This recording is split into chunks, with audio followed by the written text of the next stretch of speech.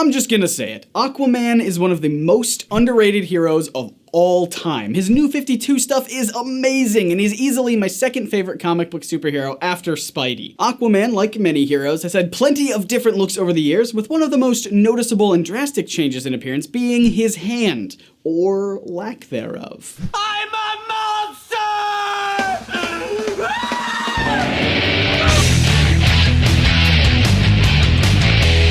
Welcome to Comic Misconceptions. I'm Scott, and Aquaman was first introduced in More Fun Comics number 73 from 1941. He's half human and half Atlantean, which gives him all kinds of powers like super strength and speed and durability, and of course the ability to live underwater and command ocean life. He does not talk to fish. I want to get that out of the way right up front. We'll cover more about that in a bit. Just have that in the back of your mind. You'll notice that for most of Aquaman's history, he has both of his hands. The loss of his hand didn't happen until the great comics era of the 90s, or as I like to call it, stop. Stop it.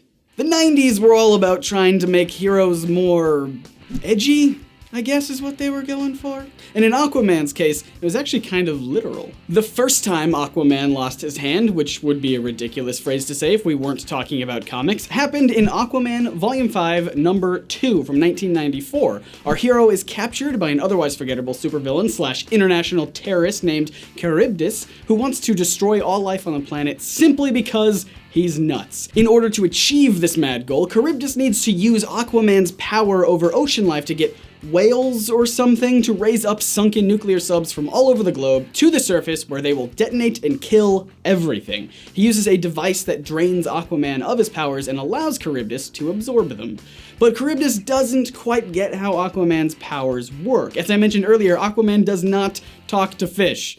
Stop saying that Aquaman talks to fish. He does not, and he's explained on more than one occasion that he just suggests or commands ocean life, and they choose to respect him. Just wanted to get that out of the way. He did, however, command a water buffalo once, simply because it had the word water in the name, but let's just overlook that one. It's kinda counterproductive to my point. But back in the story, Aquaman ends up escaping and brings the fight up to the surface, where he's still depowered. Charybdis pins him down and forces Aquaman's hand into a river full of piranhas that quickly and painfully chew away at his flesh. But thanks to an assist from Aquaman's friend Dolphin, Charybdis falls into that same river and gets completely demolished by those hungry piranhas.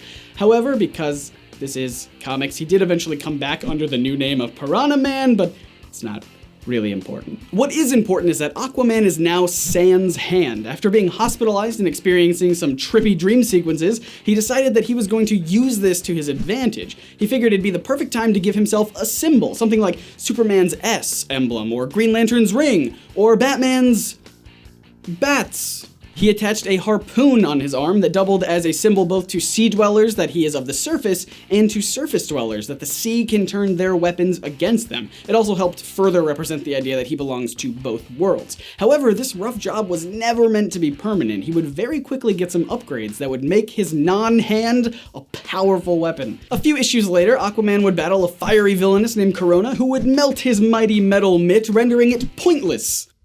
Do you get it? Puns are so dumb. But fear not! In issue number 9 of that series, he would be gifted a brand new, state-of-the-art Golden Harpoon prosthetic courtesy of the fine folks over at Star Labs. The key feature was its ability to now launch the harpoon at his enemies, plus it could also collapse in on itself to reduce the risk of accidental injury. It had the additional benefit of being linked to Aquaman cybernetically, so all he needed to do to activate any of its features was simply think, and it complied. This new golden arm lasted for a few years until Aquaman battled Noble, the king of another underwater race called the Lurkers, who led an attack on the Atlanteans simply because they were partying too loudly. That is not a joke. Noble confronted Aquaman with his over-aggressive noise complaint and ripped off his harpoon hand completely. Aquaman then attached yet another, even higher tech device in its place, a golden morphing prosthetic hand that Atlantean scientists developed for him. It can still transform into a harpoon, but now it can function like a normal hand as well. The problem, as you can probably see, is that with every new replacement hand that he gets, Aquaman moves further and further away from his initial idea of using a harpoon specifically as a symbol. Well, with this next one, it seems that he completely forgot about that whole concept. In the early 2000s, it was revealed that Aquaman was responsible for sinking Atlantis. Long story. His punishment for literally the worst crime ever committed against the Atlanteans was to be removed from water and left up to dry on the surface world. He escaped, but was injured on the way out. Losing blood fast and becoming incredibly dehydrated, Aquaman stumbles around hoping to find water of some kind that will replenish him. Luckily, he finds a lake. Unluckily, he collapses right at the shore, unable to move any further. At this moment, he was once again using the Star Labs harpoon arm with the hookshot feature, but it stopped working. Frustrated that it broke the one time that he really needed it to come through, Aquaman uses his last bit of energy to angrily throw the useless device into the lake when a mysterious hand pops out and catches it. Magical maidens arise from the waters and drag a defeated Aquaman in so that the lake's healing properties can restore him. The hand that caught the harpoon is revealed to be none other than the Lady of the Lake, the very same Lady of the Lake from Arthurian legend, which is quite fitting because Aquaman's name is actually Arthur. She bestows him with the gift of a magical water hand, which was meant to be used more defensively than offensively, thanks to it having similar healing properties as the lake that revived him. The harpoon symbol thing at this point is just completely gone. And that takes care of all the major prosthetics Aquaman has gone through, but we still have a few more stories to talk about. There's a point in the comics where Aquaman mutates into a magical being known as the Dweller in the Depths. It's super confusing, so I'm just gonna skip over the how and why there. All you really need to know is that he gets stabbed to death and remains dead in the comics for a few years until the 2009 DC comic event, Blackest Night. In this story, many dead heroes and villains are resurrected by the power of White Lantern light, including our boy Aquaman, who, for some unexplained reason, now has both of his hands again.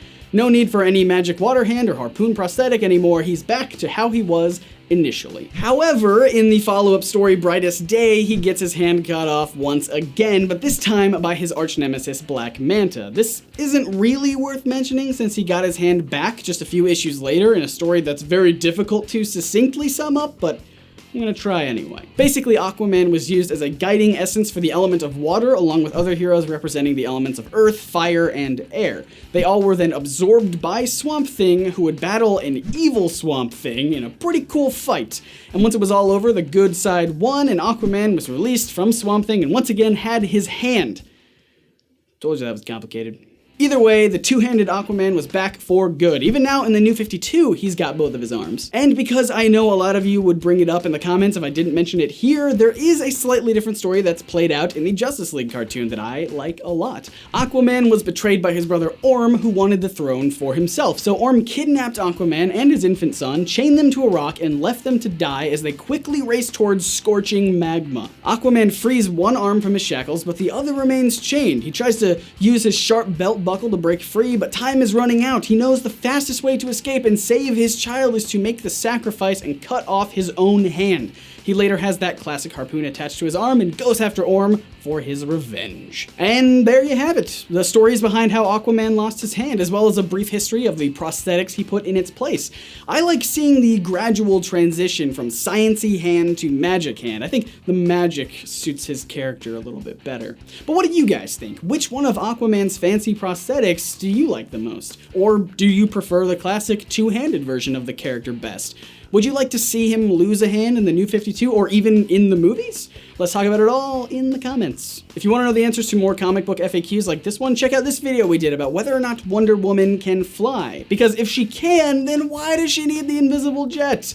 You can discover the answers to these very important questions by clicking right here. And if you want more of my face, I was on the show with Issues this week talking about Spider-Man and whether or not he actually has serious brain damage. It was a lot of fun to work on, so go check it out by clicking right here. And if this is your first time hanging out with us here at NerdSync, hit that big sexy subscribe button so you don't miss out on all of the new videos that we make for you every week that ask questions and make learning a little bit more accessible through the amazing world of comics. Once again, I'm Scott, and I'll see you right here on Friday for another video. See ya.